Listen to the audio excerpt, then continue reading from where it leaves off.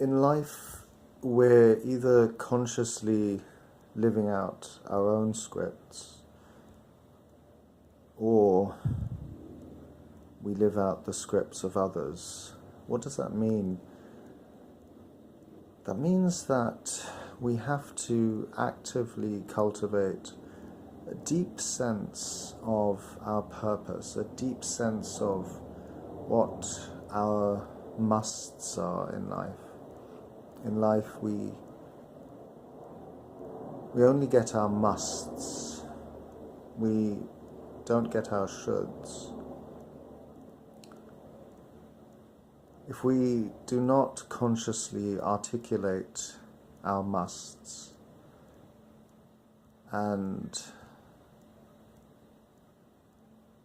rather live a life of shoulds, then what happens is other people's musts become our realities.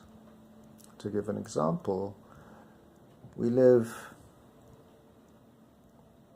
in an age where so much of what we do is subtly, in imperceptible ways, molded by technologies, by digital technologies, for example. And these ways of molding our behaviors are very sophisticated. They're very, very sophisticated. Companies like Facebook, like Google, Microsoft, Apple, the big digital companies, platforms and technology behemoths, they spend millions and millions, billions of dollars figuring out,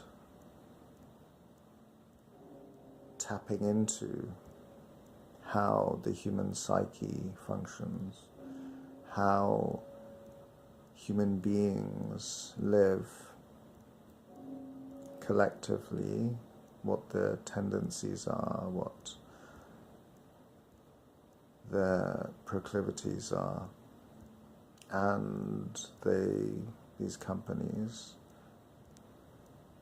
figure out very sophisticated, insidious ways of manipulating us.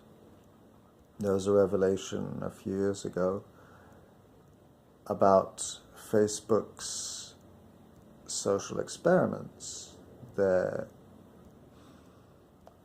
creating an emotional contagion, as it were, by offering up more sadness-inducing posts in a certain group's newsfeed, while on the other hand offering up more happiness-inducing posts. And they found that the former group, unsurprisingly, expressed more sadness, while the latter group, unsurprisingly, again, expressed more happiness. And it was subsequently revealed, there was something of a media outcry vis-a-vis this revelation that Facebook was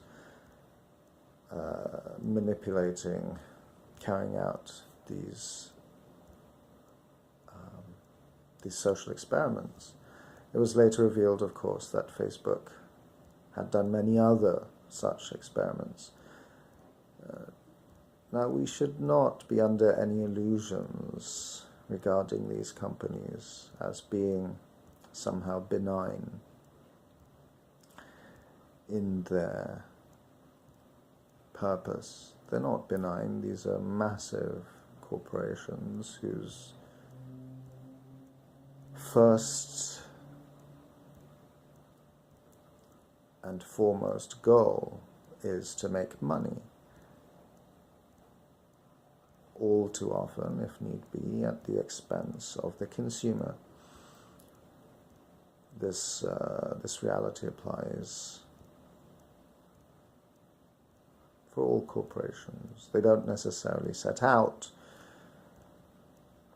to make money at the expense of the consumer, but if need be, so be it. We live in an age that is pervaded, absolutely drenched in the influence of technology, of digital technology, beeps and notifications and vibrations coming from our cell phones to our laptops. Our attention is constantly being vied for. They call this the attention economy for a reason. The company that has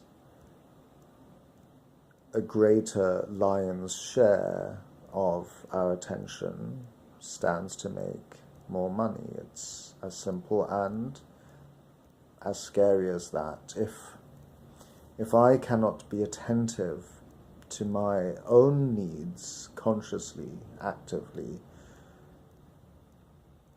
if I cannot be fully present, if I cannot be fully aware of who I am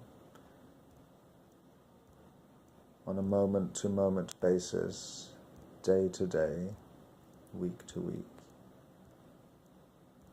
then what kind of a life am I living, really? Am I really, truly living? It's a real question I ask myself on a daily basis, because, of course, I'm not immune to any of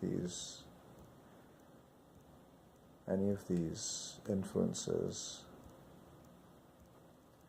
At the same time, one has to make as much as a conscious effort as possible to live out one's own life scripts. In life, we are either living our own scripts consciously, actively, moment to moment, or we live out the scripts of others.